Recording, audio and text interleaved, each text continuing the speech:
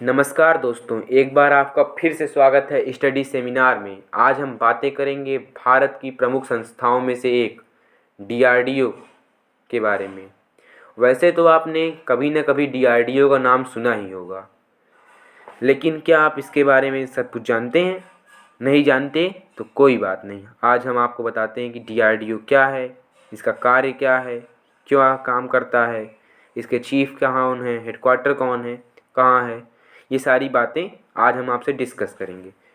चलिए, पर वीडियो शुरू करने के पहले आप सभी से एक निवेदन है कि कृपया इस चैनल को सब्सक्राइब कर दें और वीडियो को लाइक कर दें, जिससे आप हमें मिलेगा हौसला। Thank you. चलिए हम इसका स्पॉटलाइट देख लेते हैं कि इसमें हम क्या क्या होगा, क्या क्या देखेंगे। पहली बात तो हम देखेंगे डीआरडीओ क्या है, इसका कार्य क्या है, कब बना, कैसे बनाया गया, किसने बनाया, और इसके प्रोजेक्ट्स क्या क्या थे, मेजर प्रोजेक्ट्स, हेडक्वार्टर कहाँ है, चीफ कौन है, और सब कुछ जो कुछ होगा हम नॉर्मली इसके बारे में देख लेंगे। चलिए, इसका फुल फॉर्म है डीआरडीओ का फुल फॉर्म है defence research and development organisation.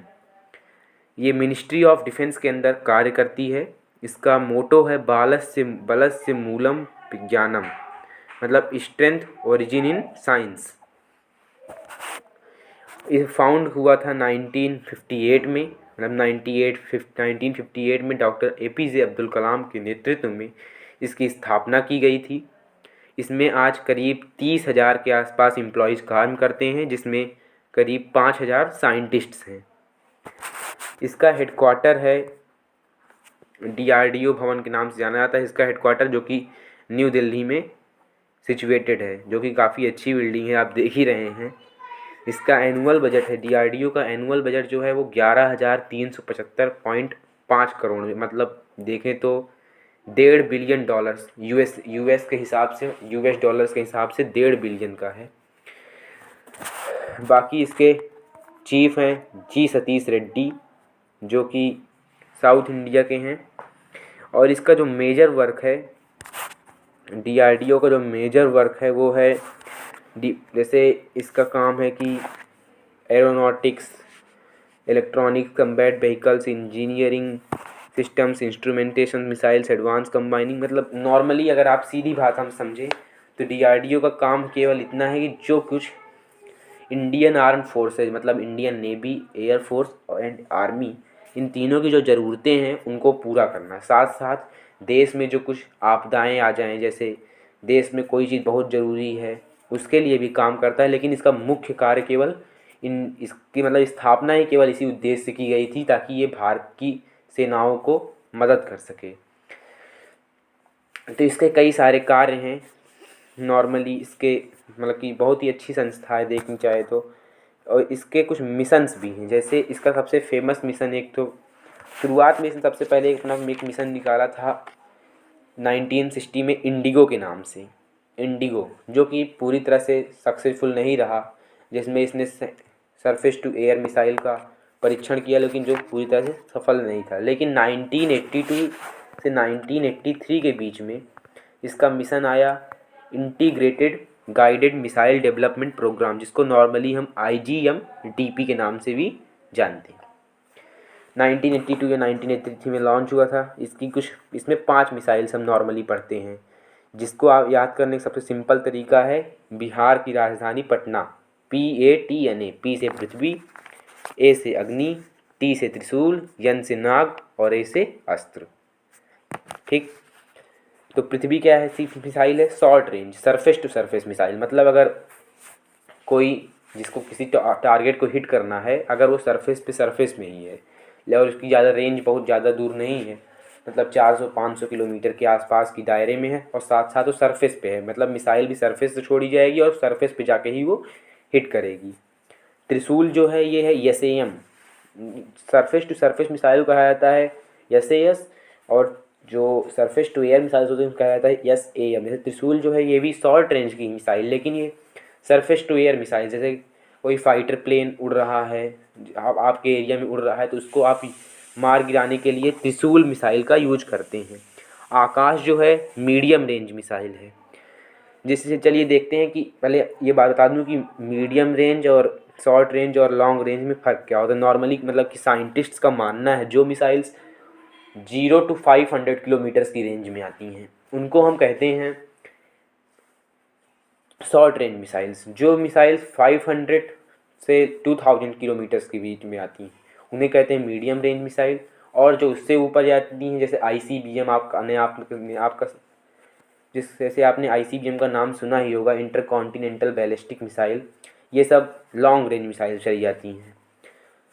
तो उसी तरह आकाश जो है मतलब ये 500 से 2000 किलोमीटर की बीच वाली मिसाइल है, जो कि ये भी air to surface to air missile ही है।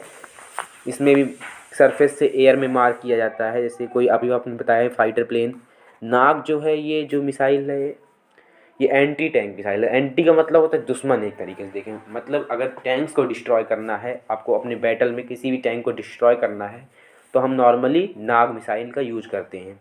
बाकी अग्नि की तो कई सारी जनरेशन हैं, जैसे पृथ्वी की 3 ही जनरेशन है, पृथ्वी 1, पृथ्वी 2, पृथ्वी 3। लेकिन अग्नि की आपने नाम सुना है अग्नि 1, अग्नि 2, अग्नि 3, अग्नि 4 और अग्नि 5। ये जो है ये अग्नि जो मिसाइल है ये समझ लीजिए लॉन्ग रेंज मिसाइल्स में आती है। इसके शॉर्ट रेंज वाले वर्जन भी कम हैं, मीडियम रेंज के भी वर्जन हैं और साथ साथ लॉन्ग रेंज की वर्जन। जो अग्नि 5 हम नॉर्मली देखते हैं वो इसका लॉन्ग रेंज का वर्जन है। अग्नि मिसाइल में हमने 2000 कई सालों से हम वेट कर रहे हैं। अग्नि 5 तो हमने बहुत पहले ही ला लिया था, लेकिन हम अभी इंतज़ार कर रहे हैं कि अग्नि 6 कब आएगी। तो दोस्तों अग्नि 6 के ना आने का कारण सबसे बड़ा तो ये है कि इंडिया की जो अग्नि 5 मिसाइल है उसकी रेंज नॉर्मली हम बताते हैं 5000 किलोमीटर्स, लेकिन बाकी देशों का मानना है, जैसे चाइना, अमेरिका, इन सभी का मानना है कि इसकी जो रेंज है वो 8000 to 10000 किलोमीटर्स है। लेकिन अगर देखें तो 5000 किलोमीटर की रेंज में अगर हम देखें तो पूरा चाइना, पाकिस्तान कवर में आ जाता है। तो अगर हम अग्नि 6 लॉन्च करेंगे तो सारे जितने भी हमारे मित्र राष्ट्र हैं ना, अमेरिका तो समझ लीजिए वो मित्र है ही नहीं, काम पड़ा तो मित्र बना, नहीं तो दुश्मन, उससे बड़ा कोई नहीं, बहुत ही विश्वासघाती आदमी है। अगर जैसे अभी हम अग्नि 6 लॉन्च करें, अग्नि 6 की नॉर्मली एक्सपेक्टेड रेंज जो है वो 12000 to 14000 किलोमीटर्स है और लॉन्च करेंगे तो सभी देश विरोध करेंगे कि आपके जब 2 ही दुश्मन ही हैं, ऑफिशियली 2 ही दुश्मन हमारे हैं भी, चाइना और पाकिस्तान, तो वो तो आपकी अग्नि 5 की रेंज में आ जाते हैं, तो आपको क्या ज़रूरत थी अग्नि 6 निकालने की। इसीलिए हम अग्नि 6 नहीं निकाल पा रहे हैं। बाकी इसी तरह हम सूर्य मिसाइल का भी रेंज का इंतज़ार करते रहते हैं। और अग्नि 6 जो है ये बैलिस्टिक मिसाइल है। चलिए बताता हूँ बैलिस्टिक और क्रूज़ क्या है। नॉर्मली मिसाइल्स को टू कैटेगरी में डिवाइड करते हैं, एक होता है बैलिस्टिक और एक क्रूज़। अभी हाल में ही एक नई मिसाइल आई है जिसका नाम है हाइपरसोनिक ग्लाइडेड मिसाइल, जिसकी चर्चा हम अपने किसी और वीडियो में करेंगे। अभी हम देखते हैं कि क्रूज़ क्या है और बैलिस्टिक क्या है। जैसे यहाँ पे आपको एक पथ दिखाई पड़ रहा है, यहाँ पे आप देख रहे हैं एक मिसाइल बनी हुई है लॉन्च पैड पे, जिसको छोड़ने के बाद इसे हिंदी में कहा जाता है परवलया आकार। जैसे इसने एक समझ लीजिए स्फेयर की तरह पहले अंतरिक्ष में गई, बूस्ट फेज को क्रॉस करते हुए ये स्पेस में गई, फिर मिड कर्व फेज को क्रॉस करते हुए दोबारा स्पेस से नीचे आई। जब कोई मिसाइल इस तरह के पाथ को करती है, मतलब वो पहले ऊपर जाए, काफ़ी ऊंचाई पे जाए, जिसे कहते हैं स्फेरिक पाथ, इंग्लिश में कहा जाता है इसको, स्फेयर की तरह पाथ कवर करे, जैसे स्फेयर गोल होता है स्फेयर की तरह, और फिर री एंट्री फेज से वो दोबारा से अंदर आया। और इम्पैक्ट देखिए दूर, उतना काफ़ी दूर था, मतलब दूर ज़्यादा नहीं था, लेकिन इसको कैसे इसने मिसाइल ने हिट कैसे किया, पहले ऊपर गई काफ़ी, फिर नीचे आई। इस तरह जब कोई मिसाइल मार करती है तो उसको कहते हैं बैलिस्टिक मिसाइल। बैलिस्टिक मिसाइल्स को नॉर्मली खतरनाक मानते हैं क्योंकि ये न्यूक्लियर कैपेबल मिसाइल्स होती हैं। इंडिया की भी जो मिसाइल्स हैं ये भी सब अग्नि की जो मिसाइल्स हैं, न्यूक्लियर कैपेबल मिसाइल्स, अग्नि पृथ्वी। बाकी हमारे पास जैसे ब्रह्मोस है जो कि विश्व की सबसे अच्छी क्रूज मिसाइल मानी जाती है। अब क्रूज़ मिसाइल्स क्या होती हैं? क्रूज़ मिसाइल्स जो होती हैं ये सब ज़मीन के समानांतर या पैरेलली जिसे कहते हैं, सब मतलब कि पैरेलल टू अर्थ अगर कोई मिसाइल जाके अपने टारगेट को हिट कर दे, जैसे आप इस फिगर में देख रहे हैं, जैसे ब्रह्मोस है, ये पहले ऊपर उठी, उसके बाद उस पैरेलल टू अर्थ पैरेलल हुई, अर्थ के पैरेलल हो गई, फिर आगे जाके फिर नीचे आके अपने टारगेट को हिट कर दी। क्रूज मिसाइल्स को रडार पकड़ नहीं पाते जल्दी, क्योंकि ये नीचे नीचे चलती हैं अबाउट 10 to 12 मीटर्स की हाइट पे। वहीं बैलिस्टिक मिसाइल्स पकड़ में आ जाती हैं, क्योंकि वो आ रही हैं नीचे की तरफ, और इसलिए वो पकड़ ली जाती हैं। बाकी ब्रह्मोस जो है क्रूज मिसाइल है, जो कि इंडिया और रसिया के कोलाबोरेशन से बनाई गई थी। ये बहुत ही अच्छी मिसाइल मानी जाती है। ये दो हुए क्रूज और बैलिस्टिक मिसाइल में डिफरेंस। नॉर्मली हम क्या देखते हैं, बैलिस्टिक मिसाइल जो होती है उसकी रेंज ज़्यादा होती है, स्पीड ज़्यादा होती है। बाकी क्रूज मिसाइल्स जो होती हैं उसकी स्पीड कुछ कम होती है, रेंज भी कम होती है। जहाँ पे अगर अभी आप अग्नि 6 की बात, अरे अग्नि 5 की बात करें तो इंडिया के लिए वो 5000 किलोमीटर की रेंज देती है। वहीं ब्रह्मोस जो है ये केवल 500 किलोमीटर की रेंज ही देता है, लेकिन सबसे तो पावरफुल है क्रूज मिसाइल्स में।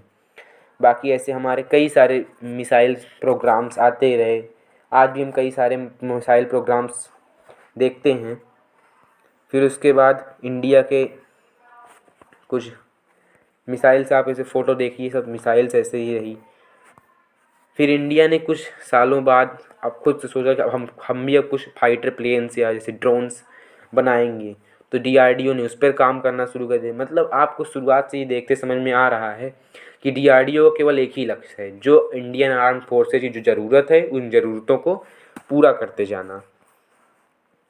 अब डिफेंस एक्सपो, ये जो आपको फ़ोटोज़ दिखाई पड़ रही है, ये डिफेंस एक्सपो मतलब डिफेंस एक्सपो 2018 की है, जिसमें AMCA के बारे में चर्चा की गई है। ये AMCA का प्रोटोटाइप है, जो कि भारत में 2025 तक माना जा रहा है कि बनना शुरू हो जाएगा। Advance medium air combat aircraft. चलिए, तो अब हम इस वीडियो को ख़त्म कर रहे हैं। अब हम अगले वीडियो में बात करेंगे कि एयरक्राफ्ट्स कैसे होते हैं, मतलब एयरक्राफ्ट्स भी कई सारे टाइप्स के होते हैं, तो हम उन टाइप्स के बारे में बात करेंगे। Thank you.